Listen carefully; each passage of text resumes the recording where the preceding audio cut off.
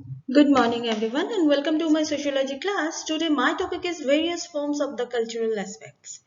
So, let's start the topic. Five aspects of cultural.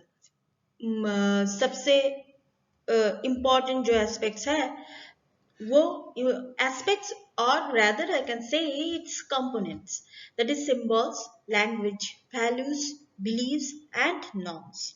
So ये है five aspects of the cultural. Benefits, sorry, different aspects of the culture. Different aspects of the culture में हम लोग जो बात करेंगे, that is I am already told you that symbol, language, norms, values and artifacts. Language makes the effective social interactions possible, influences how the people conceives and the concepts of the all objects. Major values of the distinguish the United States uh, include individualism, competition and the commitment of the work ethics. So ये सब जो चीज है, ये सब चीज culture में different aspects जो है, दैट इज इंडिविजुअलिज्म. इंडिविजुअलिज्म, मेरा कल्चर क्या है. अगर आपसे कुछ पूछे, आप एक इंडिविजुअल पर्सन है, आपका क्या कल्चर क्या है, ये आप बोल सकते हैं, इजीली बोल सकते हैं. Competition and the commitment of the work of ethics. So this is the different aspects of the culture. Characteristics. Culture has five basic characteristics. क्या है? It is learned, shared, based on symbols, integrated and dynamic. Learned मतलब culture से हम लोग, कोई भी culture हो, हम लोग कुछ ना कुछ सीखते ही हैं. Shared, कल्चर शेयर, जैसे हम लोगों का कल्चर क्या है. मैं बंगाली हूँ, मेरा जो मेन फेस्टिवल्स है वो कल्चर मेरा जो है, that is the Durga Puja. ये शेयरेबल है, इससे हम लोग बहुत कुछ सीखते हैं. वो जो 5 दिन तक जो पूजा होता है, जैसे महाराष्ट्र में गणेश चतुर्थी का जो पूजा होता है, जैसे 4 दिन 5 दिन 8 दिन तक जो पूजा होता है, उससे भी हम लोग कुछ सीखते हैं. शेयर्ड है, बेस्ड ऑन सिंबल्स. कल्चर क्या है, सिंबल्स के ऊपर बेस्ड है. इंटीग्रेटेड है, इंटीग्रेटेड मतलब हम लोग उसको इंटीग्रेट कर सकते हैं. एंड डायनामिक, इसका जो एस्पेक्ट्स है वो सिर्फ वन वे में नहीं चलता है, इसका डायनामिक वे है. All cultures share the basic features. Culture is learned, it is not biological. Definitely it is not biological, we do not inherit it. अगर मैं चाहूं तो मैं बंगाली हूं, मेरा ये जो कल्चर है मैं अडॉप्ट कर भी सकती हूँ, नहीं भी कर सकती हूँ. मैं बंगाली हूँ, मैं पूजा के बदले में मैं नमाज भी पढ़ सकती हूँ, वो मेरा चॉइस है. अकॉर्डिंग टू द कॉन्स्टिट्यूशन वो मेरा चॉइस है. मेरे देश में मैं बंगाली हूँ, मैं पूजा करती हूँ, लेकिन मैं पूजा के बदले में नमाज भी पढ़ सकती हूँ. 5 वक्त का नमाज अगर मैं पढ़ना जानती हूँ तो अगर मैं इस्लाम जो रिलीजियन है, नमाज कहाँ पे पढ़ता है इस्लाम में, मुस्लिम लोग पढ़ते हैं. अगर उन लोगों का कल्चर, उन लोगों का धर्म मुझे अच्छा लगा तो मैं ये कर भी सकती हूँ. मैं चर्च में भी प्रे कर सकती हूँ. ये मेरा प्रॉब्लम है, मतलब मेरा इशू है. दैट इज मैं ईश्वर गॉड के सामने मेरा प्रॉब्लम रखना चाहती हूँ, चाहे वो शिव हो, अल्लाह हो या फिर जीसस हो. किसी के भी सामने मैं अपना जो, मतलब अभी मेरा जो मेंटलिटी है, कोई भी हो, चाहे मैं अच्छी स्टेट में हूं या फिर बुरी स्टेट में हूं, कुछ खराब चल रहा है मेरे साथ, तो भी हम ये तीनों में से किसी भी एक के पास में जाके मेरा प्रेयर रख सकती हूँ. इतना मेरा फ्रीडम है. मैं मेरे जन्म से मैं जो इनहेरिट कर चुकी हूँ, वो मतलब सिर्फ शिव के पास जाना ही, शिव या फिर दुर्गा, इनके पास जाने से ही मेरा प्रॉब्लम सॉल्व होगा, ऐसा नहीं है. बाय द वे प्रॉब्लम तो खुद को ही सॉल्व करना पड़ता है, फिर भी हम गॉड के पास जाते हैं. तो ये है कैरेक्टरिस्टिक्स. कैरेक्टरिस्टिक्स क्या क्या है, that is language. Communication. Culture का जो कैरेक्टरिस्टिक्स है, ये चार्ट जो है बहुत अच्छी तरीके से आप लोग देख लेंगे तो अच्छा रहेगा। क्या फर्स्ट लैंग्वेज है, कम्युनिकेशन है, कॉर्टियर्स है, है, रिचुअल्स है, रोल है, डिफरेंट डिफरेंट रोल है, कस्टम्स है, रिलेशनशिप है, प्रैक्टिसेस है, एक्सपेक्टेड है, वैल्यूज है, थॉट्स है,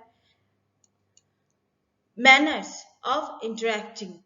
जैसे अब अगर ईद में किसी भी मुस्लिम फैमिली में जाएंगे तो वो बहुत शान से आपको कहेंगे आदाब या फिर अस्सलाम वालेकुम। तो यही है, जैसे हम लोग बोलते हैं प्रणाम, नमस्कार।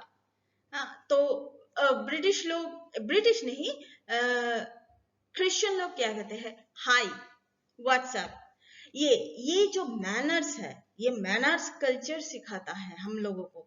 सब कुछ फैमिली से नहीं आता, कुछ कुछ कल्चर से, हम लोगों का जो कल्चर है उससे भी आता है। लैंग्वेज, जो जिस लैंग्वेज में अपना कल्चर को डिस्क्राइब कर सकता है। कम्युनिकेशन, एक दूसरे के साथ कम्युनिकेट करना। कॉर्टेट्स, कोर्टियर्स मतलब है जे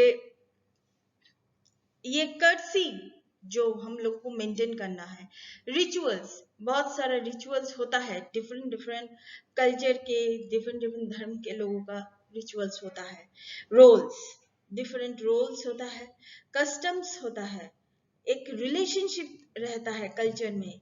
प्रैक्टिसेस होता है, प्रैक्टिसेस मतलब हम लोग करते हैं, जैसे दुर्गा पूजा हम लोग करते हैं, हम लोग डिफरेंट पूजा करते हैं।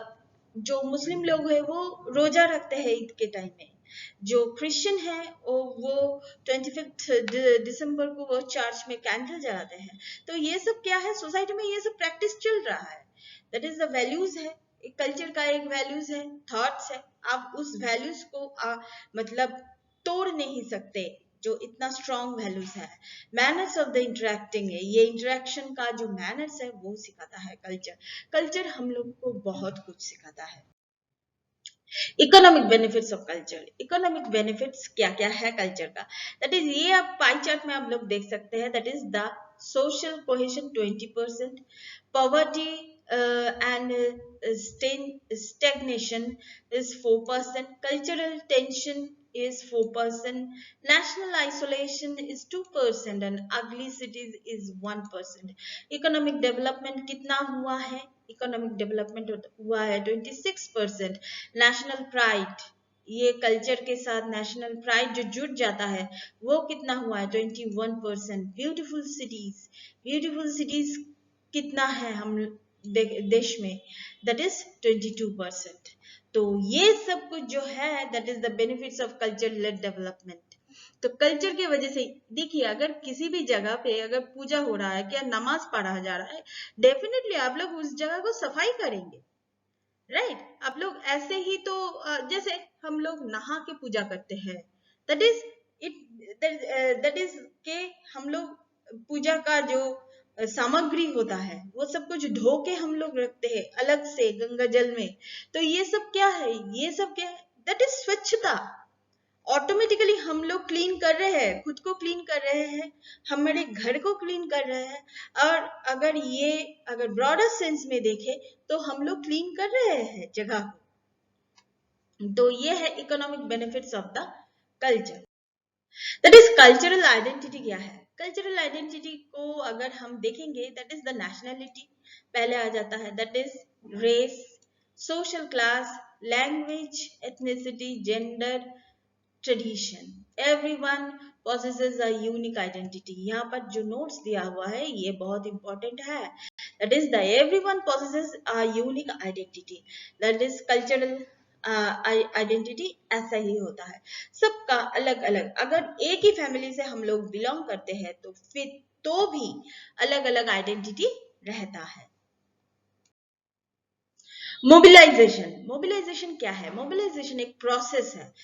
जैसे कि सपोज कुछ चीज एक जगह पे अटक चुका है, अटक गया है, कोई भी चीज हो, मतलब वो फिजिकली हो, मेंटली हो, कोई भी पर्सन हो, एक जगह पे अटक चुका है, उसको मतलब ready for move and act, इसको मोबिलाइजेशन बोलते हैं। दैट इज जैसे व्हील चेयर में कोई बैठा है, एक हैंडीकैप्ड पर्सन बैठा है, अगर हम लोग उसको मतलब किसी भी तरीके से एनकरेज करके व्हील चेयर से अगर हम लोग उठा सकते हैं, उठा के हम लोग अगर मतलब उसको वॉकिंग करवा सकते हैं, तो इसको हम लोग मोबिलाइजेशन कहते हैं दैट द।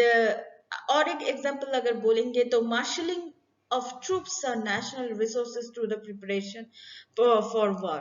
जैसे कि आमतौर क्या होता है, जो सोल्जर्स होता है अभी क्या कर रहे हैं, वो प्रिपरेशन फॉर वार के लिए हमेशा तैयार रहते हैं। कभी कभी क्या है, डेमो सिचुएशन क्रिएट होता है, क्रिएट किया जाता है कि इस टाइम में, ताकि कोई सोल्जर में जैसे क्या है कि मयान में अगर ज्यादा दिन तक तलवार रहे तो उसका धार निकल जाता है, तो सोल्जर भी ज्यादा दिन तक अगर बैठे रहे तो उसका माइंडसेट चेंज होता है। तो वैसे ही वो सब डेमो सिचुएशन जो है क्रिएट करते हैं और उसी के हिसाब से उन लोगों का ट्रेनिंग फिर से चलता है। तो यही है मोबिलाइजेशन। मोबिलाइजेशन का टाइप क्या क्या है, that is the cultural, social, communal and political. तो नेक्स्ट क्लास में मैं ये इसके बारे में मैं बात करूंगी नेक्स्ट क्लास में। So please keep watching and please subscribe my channel. Till then, goodbye.